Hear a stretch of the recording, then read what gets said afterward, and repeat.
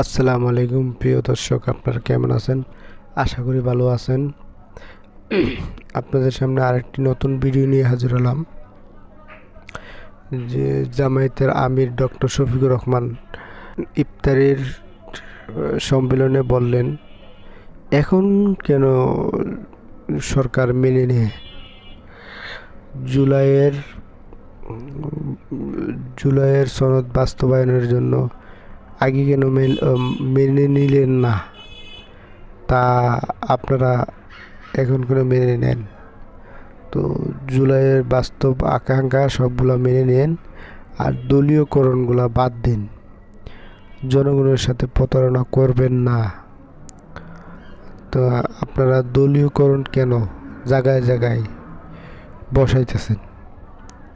এগুলা কি জনগণ মানবে? কখনোই না। প্রিয় দর্শক, আপনারা ভিডিওটা দেখলেই বুঝতে পারবেন যে ডক্টর শফিকুর রহমান কি বললেন। শুরুতেই জাতির সাথে দেওয়া অঙ্গীকার যদি বিএনপি ভঙ্গ করে 5 বছর সেই অঙ্গীকার রক্ষা করবে কিভাবে? আমরা দেখতে চাই এখনো সময় আছে, সংশোধন হোক। বিএনপি নিজেদেরকে সংশোধন করে এই জনরায়কে মেনে নাও।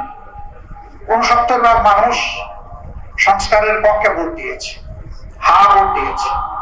প্রকৃত পক্ষে এইটাই ছিল জাতীয় সংসদের ভোট। এখন ভোট 69% মানুষকে অগ্রাহ্য করার মানে গোটা জুলাইকে অগ্রাহ্য করা। আর জুলাই না থাকলে ভাই আজকের এই ইফতার মাহফিলও নাই।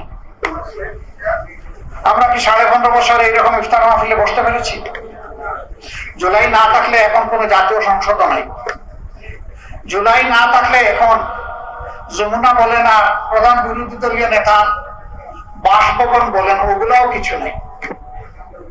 জুলাই থাকলে সব আছে, না থাকলে কিছুই নেই। আমরা বিএনপি কে অনুরোধ করব, যা সিগনেচার করেছিলেন তাই মেনে নেন, তাহলে জনগণের আস্থার জায়গাটা টিকে থাকবে। যদি তা না মানে জনগণ আস্থা হারিয়ে, তখন কিন্তু আপন পথে জনগণকে আনতে হবে, কোনো উপায় থাকবে না। এই নির্বাচন নিয়ে আমাদের অবস্থান স্পষ্ট। আমরা বলেছি, অনেক কষ্ট বুকে চেপে আমরা এই নির্বাচনের রায় আপাতত মেনে নিচ্ছি।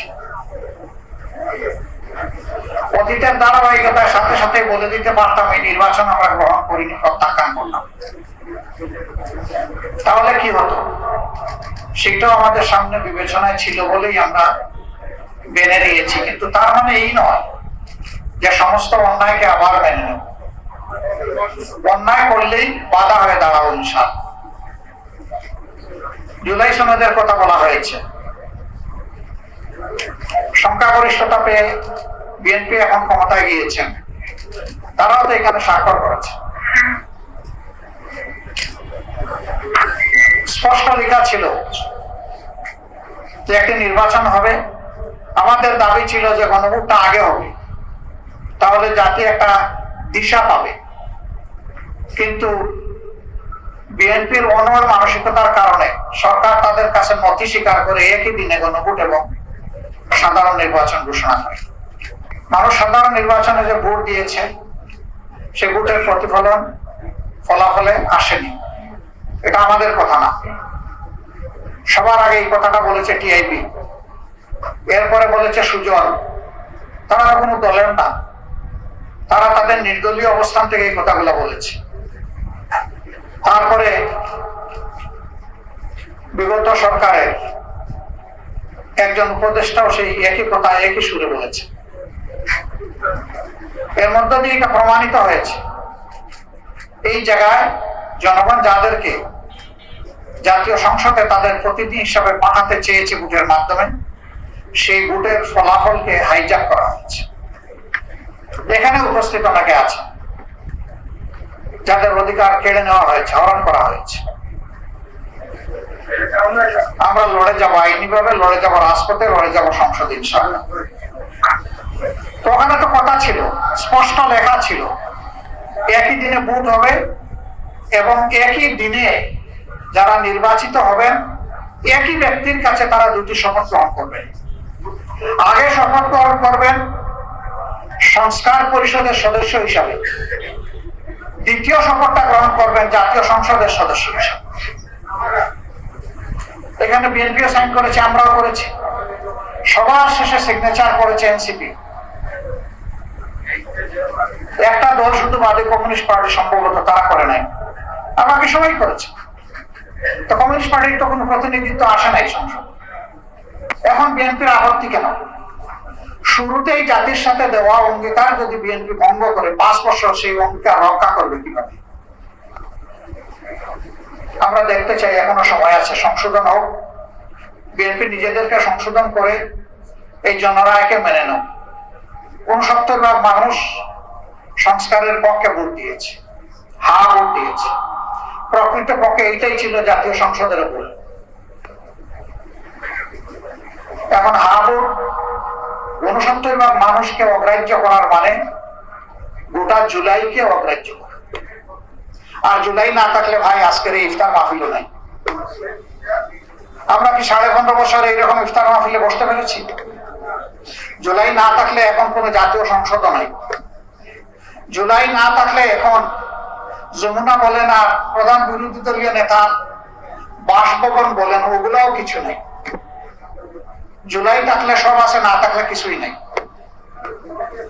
জুলাইয়ের সাথে আমরা অবশ্যই বিশ্বাসঘাতকতা করব না, বরঞ্চ আমরা জনগণকে, বিশেষ করে জুলাই যোদ্ধাদেরকে আমরা কথা দিয়েছি, আমরা তাদের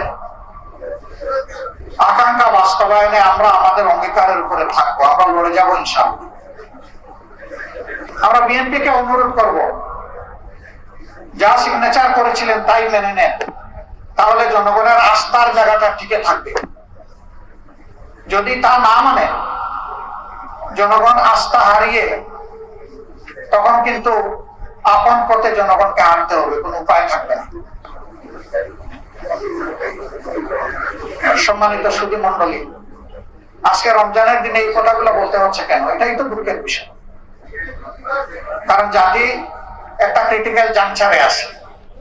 এখানে এক্সিট নিতে ভুল করলে এই জাতি কোথায় গিয়ে পড়বে তার কোন ঠিকানা নেই। তবে একথা সত্য যে ইতিহাস বারবার রিপিট হয়। এই কথাও সত্য যে ইতিহাস থেকে কেউ ভালো শিক্ষা নেয় না। বিশেষ করে ক্ষমতার চেয়ারে যারা আহ্বান করে, তারা অতীত ইতিহাসের অনেক কিছু জোর করে চেপে যান, ভুলে যান, কিন্তু শেষ পর্যন্ত তারাও রক্ষা পান না। সম্প্রতি ইতিহাস থেকে আমাদের সকলকে শিক্ষা নেওয়ার জন্য আমি আহ্বান জানাই। আমরা পরিষ্কার করে দিচ্ছি, আমরা অনেক প্রাণ স্বীকার করতে পারবো, কিন্তু জুলাইকে আমরা প্ল্যান করবো না, করতে পারবো না। জুলাই ধারণ করে আমরা এগিয়ে যাবো, জাতি এগিয়ে যাবে, এর কোনো বিকল্প নাই।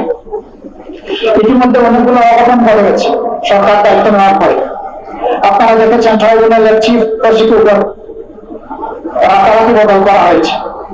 যারা জাতির জন্য লড়াই করে যাচ্ছিলেন আদালতে, বাংলাদেশ ব্যাংকের গভর্নর এবং তার উপদেষ্টাকে অপমানজনক ভাবে লাঞ্ছিত করে সেখান থেকে বিদায় দেওয়া হয়েছে। আপনারা দেখেছেন ইতিমধ্যে দুদক পুরাটাই তারা পদত্যাগ করেছে, অর্থাৎ পদত্যাগে বাধ্য করা হয়েছে। বহু বিশ্ববিদ্যালয়ের প্রচন্ড চাপ, বিভিন্ন দায়িত্বপূর্ণ পদে যারা আছেন পদ ছেড়ে চলে যান সম্মানের সাথে, না গেলে অন্য কিছু। অথচ আমরা বারবার শুনেছিলাম বিএনপির মূল নেতৃত্বের কাছ থেকে যে আমরা দেশ ছাড়াবো, সাজাবো মেধার ভিত্তিতে, মেরিটোক্রেসি। তো মেরিটোক্রেসিতে গণতন্ত্র আসে কেন? দলীয় আনুগত্য যারা নির্বাচন করে মানবে তাদেরকে সব জায়গায় বসাতে হবে, পরন্তু রাষ্ট্রের যে জায়গায় যাকে মানায় তাকে সেখানে দেন। যারা বসে আছে তারা যদি সঠিকভাবে দায়িত্ব পালন করে, তাদেরকে দায়িত্ব পালন করতে দেন। আমরা আহ্বান জানাতে চাই, এই রাস্তা পরিত্যাগ করে জনগণের সেন্টিমেন্টকে ধারণ করে সরকার যেন দেশ পরিচালনার চেষ্টা করে, তাহলে আমরাও সরকারকে সমর্থন দিব, সহযোগিতা করব। ভিডিওটা ভালো লাগে লাইক, শেয়ার, কমেন্ট করে জানাবেন। আর এরকম নতুন কোনো ভিডিও পেতে চ্যানেলটা সাবস্ক্রাইব করবেন। সবাই ভালো থাকবেন। আল্লাহ হাফেজ।